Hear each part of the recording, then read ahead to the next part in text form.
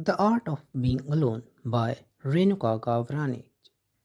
Chapter 3, How to Be You. The need to fit in, to be like the most famous and cool person, and to be accepted lovingly is inherent in all of us. But how long do you think you can handle this? For how long do you think you can suppress your real identity? For how long are you going to be different with different people? You try to be different with everyone around you. You are different for your partner, different for your boss, different for your friends, and different for your loved ones. And in all of this, the real you is lost. You have lost your real essence, your real self.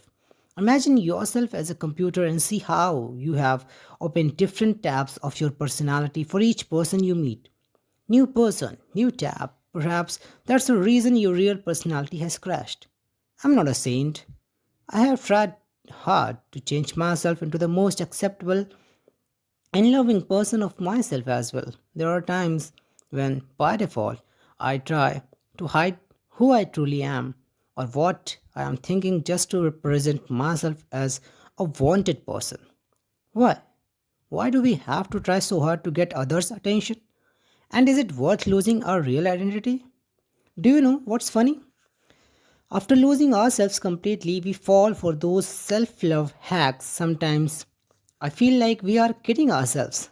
I'm not a love expert, God forbid, but I know one thing that you fall in with someone when you get to know them, isn't it? So let's find you so that you can fall in love with the real you. Shall we? A. Self love starts with self acceptance. I have been using social media like a spy for the past year. During this time, I have seen the growing popularity of self love, and the more definitions I read on self love, the less I became interested in even thinking about self love. Self love has become more like self pity. If that wasn't enough, giant companies and clever marketers took advantage of this growing popularity of self love to sell cute shampoo bottles, expensive perfumes, and things like that. While I will never understand how self love became about decorating yourself from head to toe, I want to share what self love means, a definition that is less accepted and discussed as clear cut as possible.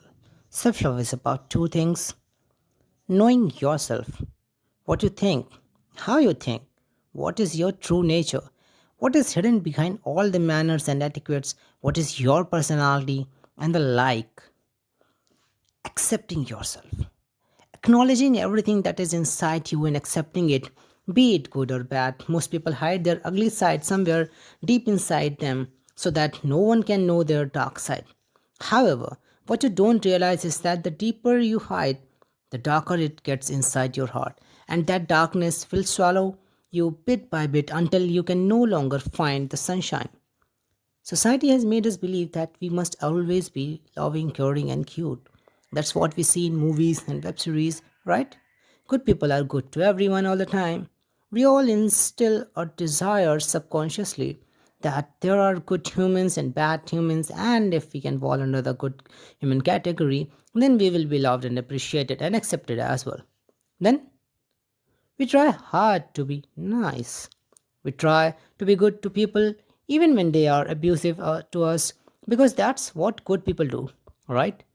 And this trial period keeps training you because how can you be good all the time? How can you love others when you are hurt yourself? How can you be kind when you need to help yourself? Trying to meet the criteria of being a good person until you kill something inside you. And then suddenly you realize, oh, I need healing. Wow, what a trap. And this reminds me that even though we all want to be good and nice, sympathize more with the villain of any web series or book. Why?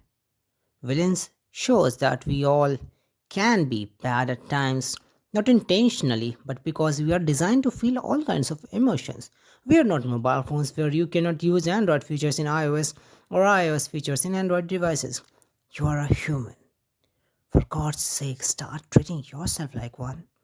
Villains teach us that our dark side doesn't define us.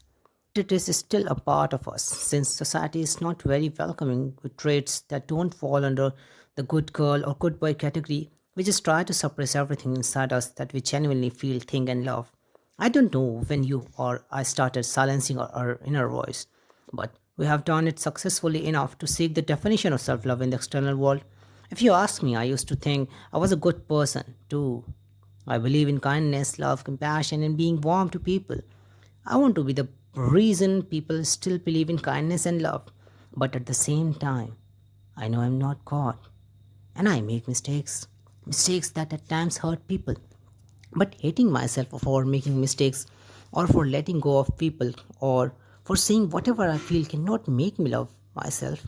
So, can we please stop playing this game? Can you please stop pretending that your dark side doesn't exist? Let me share an example from my own life so you can relate better. As I said, I want to be nice to people so that I don't become the reason someone cries. But after 2 years of constant self examination, I've realized that I can be selfish at times. Yes, that's true. I'm not all good, nor am I God. I have chosen myself over my friends many times. However, the whole self love journey made me realize that it's okay to accept myself as a selfish person. That's one of the truths about me. I know good people are not supposed to be selfish, but I am. I can either hate myself for that or learn to use this one trait in my favor. Learning to choose myself, my happiness, and my career over anything. This one truth about me made me realize how I function in relationships. Since I know my behavior, I would always set my boundaries clearly so people know what they can expect from me. This clarity is what brings peace to your relationship with yourself and others. If you don't know yourself, you'll make similar mistakes in your relationships with everyone. And then, if people leave you, you will wonder, why doesn't anyone want to be with me? Maybe I'm not just lovable, or maybe there's something wrong with me that pushes out people away. Self love, my dear, is not only about taking bubble baths and applying expensive makeup. To call it a self care day that just defines your lifestyle.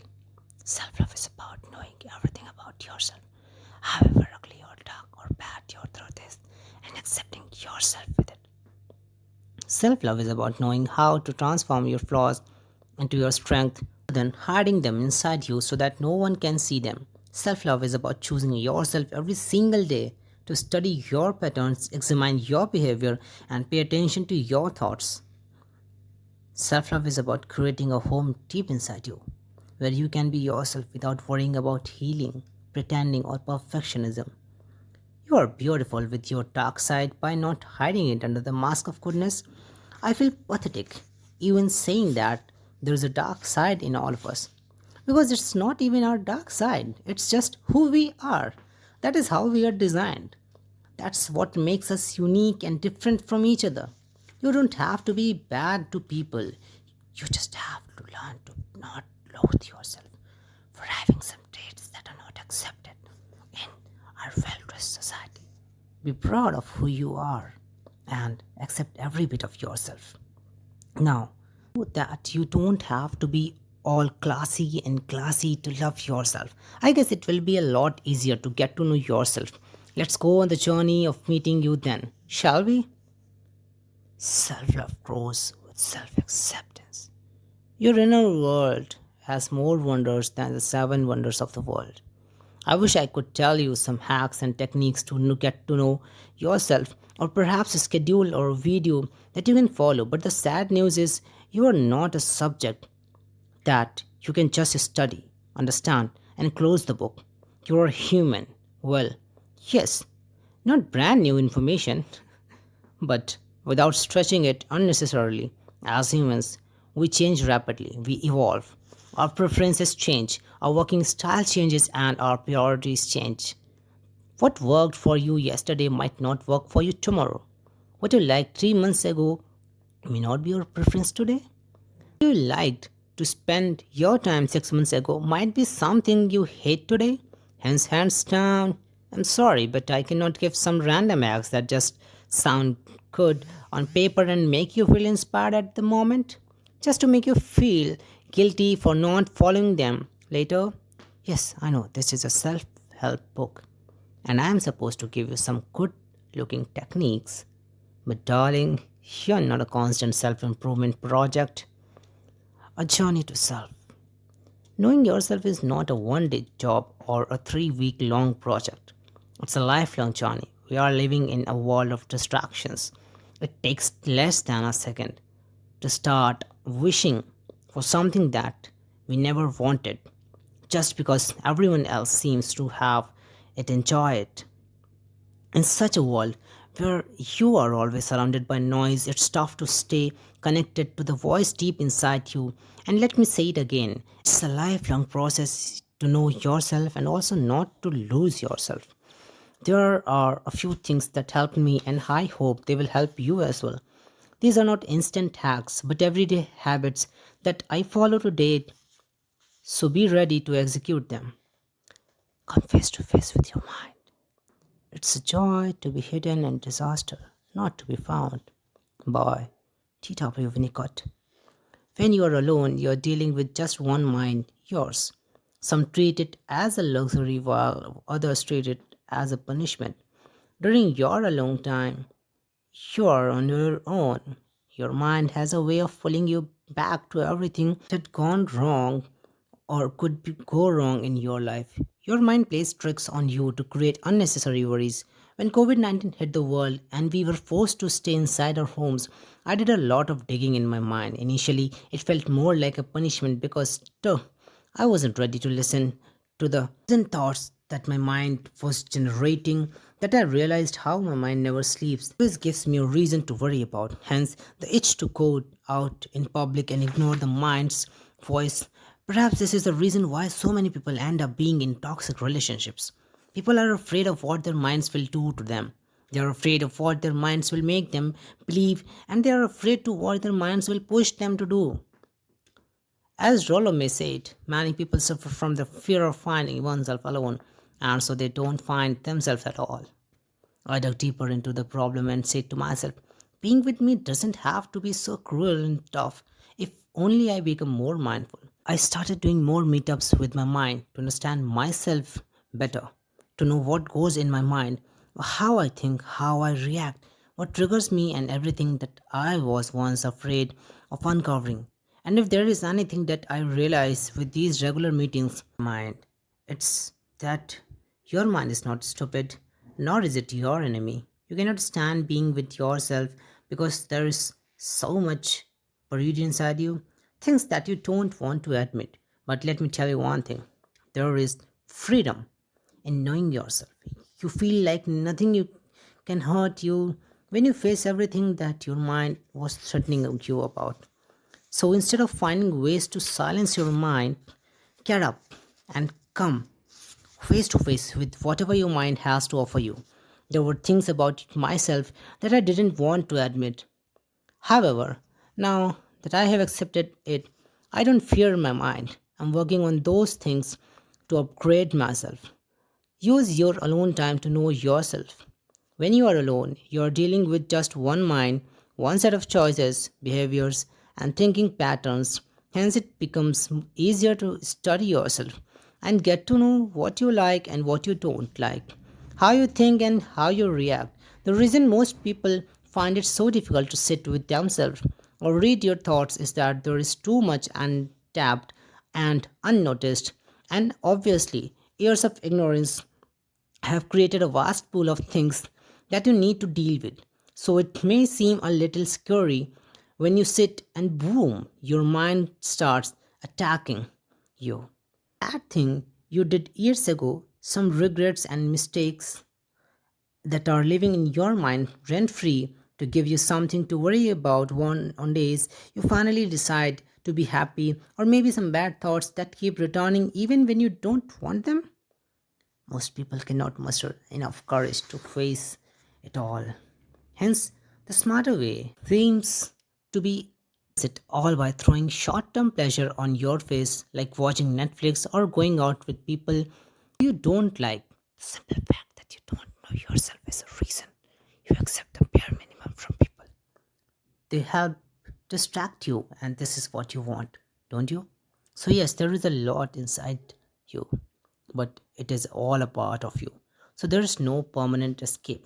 You have to face it all, one day at a time, one thought, one regret, one guilt, one bad decision at a time.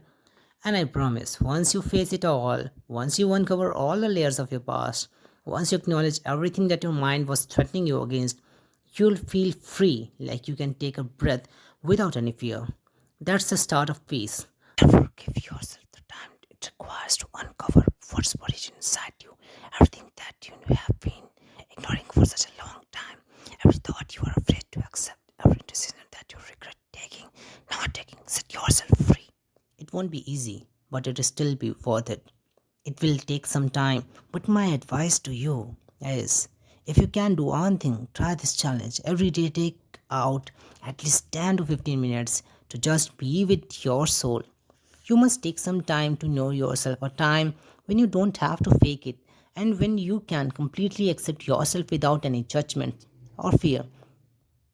Practice, sit with yourself and try to read your thoughts like you're reading a classic book, like you're spending time with the most amazing person on this planet. Say and feel anything without worrying about what people would say. You can share your trauma or unhealed past as if you were your therapist. One day, it will become interesting to get to know so much about yourself. You'll feel excited to know why you laugh at a certain joke and why you eat a certain dish in a certain style. It will start feeling like falling in love with yourself. Know yourself. The greatest thing in the world is to know how to belong to oneself. Michael de Montaigne. I was in high school when one of my professors said, "You all seem to act too smart, as if you are the kings, queens of the world." While in reality, if I ask you to speak about yourself as many minutes as your age, let's say, if that's your age, then none of you can speak even for a minute. He paused, looked around the room, and continued. And when I say about yourself, I don't mean the worldly tax that you have accumulated, I mean the real you. Then I didn't understand what he meant. I thought he was being angry for no reason, but now, after reading a bunch of spiritual books, following the path of spirituality myself, and paying attention to my soul, I have come to realize that you and I are beyond the title of this world. However, we all have become a collection of tags and labels that we have either willingly imposed on ourselves or that the world has stuck on us. The tags of a good or bad person, sad or happy, poor or rich, loving or hateful, failure or successful, writer or lawyer, beautiful or ugly, smart or dumb, supportive or toxic. The list of such fancy tags wouldn't come to an end until the day you die. And that reminds me of truth. When you and I were first born, we were free from all the worldly tags. For us, nothing was good or bad. We were just there at the moment. Perhaps that is the reason why people love babies so much. When you are with a baby, the baby doesn't judge you based on the black and white societal tags. The baby doesn't say, "Oh, this girl is brown. I wish a young, white, tall lady was carrying me." The baby doesn't say, "I don't want to be around this dumb person who cannot score good grades or I'll become like him." The baby doesn't judge you based on past mistakes, future goals, color, religion, or social status. The baby is just a cute little creature looking right into your eyes with curiosity. You make funny faces so that the baby laughs, and when the baby does, it makes you so happy, as if you won a Nobel Prize. Why? Why is happiness so effortless when you are around a baby? Why are you so you when you are holding a baby? And most of all, why don't you judge a baby when you look at him? Why don't you say that this baby would have been a little more attractive if he was a little cuter or born into a rich family? Why don't you compare a baby to any other baby? Because the baby allows you to without making you feel insecure about the shape of your nose, the color of your skin, the zeros in your bank balance, or your grades. You can be you when you hold a baby, and so can a baby be just a little human without getting any life advice or judgments from you. The tragedy is that we all were babies once too. We all used to spread love with our smiles whenever anyone took us in their arms. We all were once complete and beautiful.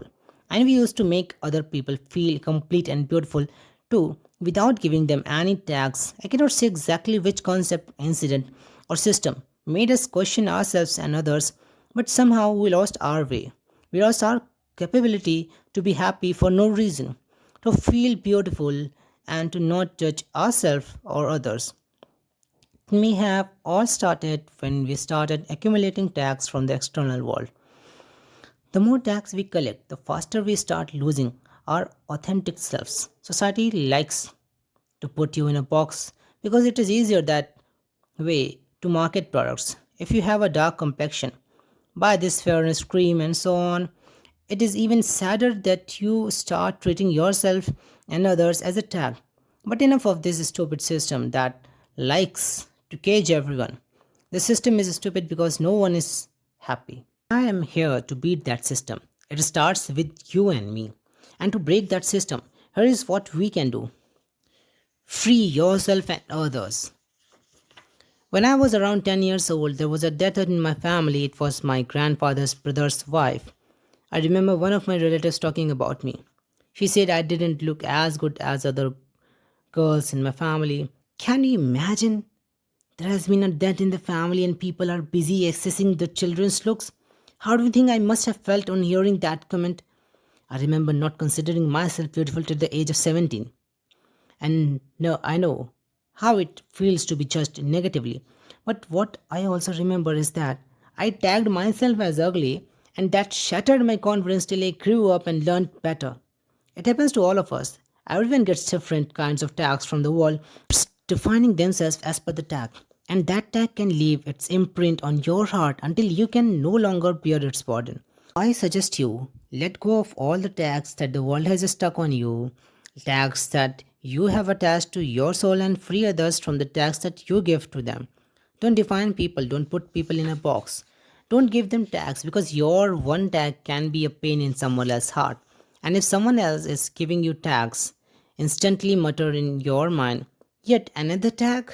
But I don't want it. Be free and let others be free too. Don't make your life feel like a burden. When we start defining ourselves with one particular thing, our entire focus revolves around it. And when that one thing goes wrong, we feel like a failure. This does not just apply to our professions but in our relationships as well. Let's take an example. If I say I am an author and put it as a label, I will always judge myself based on the number of copies of my books that have been sold, how many people loved my book, and the chatter around my book. If someone doesn't like my work, does that make me a bad writer? Something similar happens in personal relationships as well. When we become attached to one person relationship, that person or relation starts defining our existence.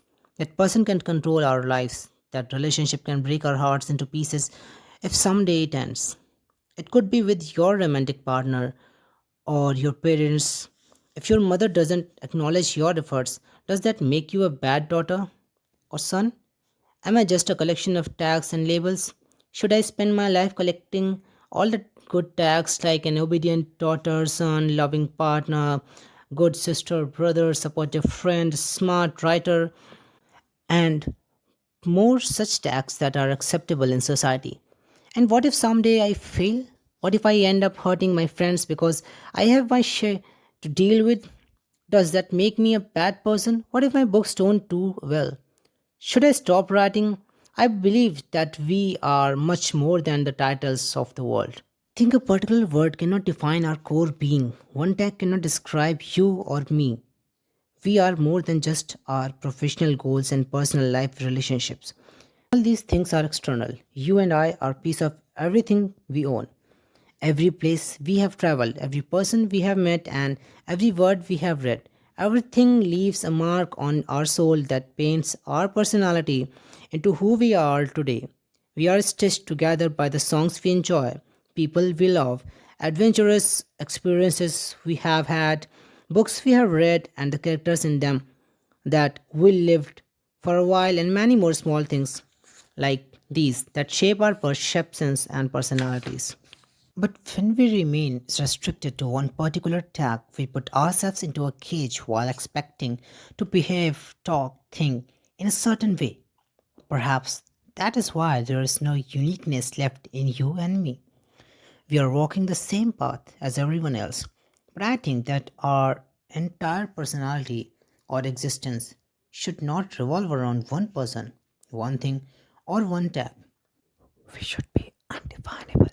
Like no one can put us in a cage. Like if someone even tries to define us, it should take them hours to talk about our personality. Like, I don't want people to say, Renuka is a great author with excellent writing skills. I want people to say, Renuka writes in a way that makes you feel safe, loved, and understand. She loves writing and reading. She lives in a world that exists beyond the human mind. She loves nature and often finds herself gazing at the clear sky, looking for another secret of the universe. She loves coffee and she drinks it like it's a drop of heaven. I understand these things cannot be noticed by others, but they can be noticed by you. You can live better. You can become undescribable for yourself. Like if you pause to talk about what you do, you have to think, what should I talk about first? And that's why I said earlier that learning about yourself is a lifelong process. You can change every day a little. You evolve with every song, every book, every article, every video, and every thought you come across. This is the reason why sitting just once and defining yourself wouldn't work. If you want to know yourself, you have to be interested in yourself for the rest of your life. And you must remember one thing, you are beyond a particular tag. You cannot be labeled, be undefinable. Let them wonder who you are while you create a personality for yourself that makes you fall in love with yourself every day. Define who and what you are not. Let me tell you one thing. When you walk the path of self exploration, you will realize one thing, you are not easy, but that is one of the key reasons why people give up on themselves. It becomes a lot more to handle than it sounds. When I started my self exploration journey, I was overwhelmed and confused. I didn't know where to start. I'm not a subject, and there wasn't any index that I could follow. After a lot of trial and error, reading and experimenting, I followed one piece of advice that helped me get started on my journey. The advice, if you cannot figure out who you are, figure out who you are not and who you don't want to be. It's easier to know who you are not and what you never want to be than to start with who you are in the first place. When you make a list of who you are not and who you don't want to be, you will also get a sense of clarity what you don't like and why you don't like certain things. It helps you get to know your choices, principles, and thinking patterns better. Start by making a list of things you hate or are against, and alongside write or make a mental note of why you don't like those things. Take it as your assignment and sit down every day for 5 minutes alone with no disturbance around you. Let yourself be immersed in your personality. Write down one or two things that you think you don't like about yourself and then why you don't like those things. It will help you to know your values, hence getting closer to yourself a little. Not only that, you'll also understand that you are not a follower and that you don't accept every definition that's been thrown at you. It will help you think independently without accepting the world's definitions. Though, let me give you a warning. As you get to know more things that you are against, but the world accepts, don't share those things with anyone. Yes, I'm asking you to keep your opinions to yourself. Let people think you agree with them, and that's not because you are a people pleaser or you are afraid to voice your opinions, but because the world is full of clowns. Not everyone has an open mind to accept that differences of opinion can exist. Don't go out there and scream your perception. Don't assume that people will agree with you. That's the reason most people just follow the crowd. They know if they voice their opinions, they will be kicked out. This fear is one of the reasons why most people are followers, not thinkers. Make sure you don't make that mistake. Give your opinions only when specifically asked. Otherwise, keep your thoughts inside you. I do it all the time. I know that people are different from me. Their upbringing, educational background, and experiences are different from mine. So it's obvious they wouldn't have similar opinions. I don't judge them for their opinions and I don't let anyone judge me for mine. Just because someone's opinions are different doesn't mean they are superior. Maybe if you stay silent and listen to the other person, you'll get to discover a new perspective. So go ahead and make a list of everything that you think you are not, or what you never want to be. While I was in college, almost every other student used to drink. I never touched it, even when my friends asked me to at least try. Why? Because I know I was not this, and I never will be. If you compromise with your principles once, it will become your habit to cheat your principles and over school. I'm not saying you should drink or should not. I'm saying I never wanted to try it. So I stood my ground. Now it's your turn to stand your ground. That was the one reason I was often misjudged and left alone. I didn't want to just belong to some group. I wanted to be with people who align with my values and principles. This is the thing about knowing what you don't want. Once you set the boundaries clearly for yourself, you stop taking the garbage in. You stop taking the bare minimum from people. You stop laughing at jokes that are not funny. And you stop saying yes to everything because now you know what you are not, what you don't want, and what you will never be. It raises your standards. It makes you feel that you are not here to cater to everyone or adjust to everything. You simply learn to politely reject what you know you don't want. It's that simple. There's no such thing as learning to say no. All you need to do is learn to know what you don't want. Set the standards high, and if people cannot match up to those standards for you, then they will automatically stay away from you. This is how you attract good people and stay away from toxic ones. Your eyes become blind to those who are toxic. In one simple glance, you can tell they don't align with your values. Thank you.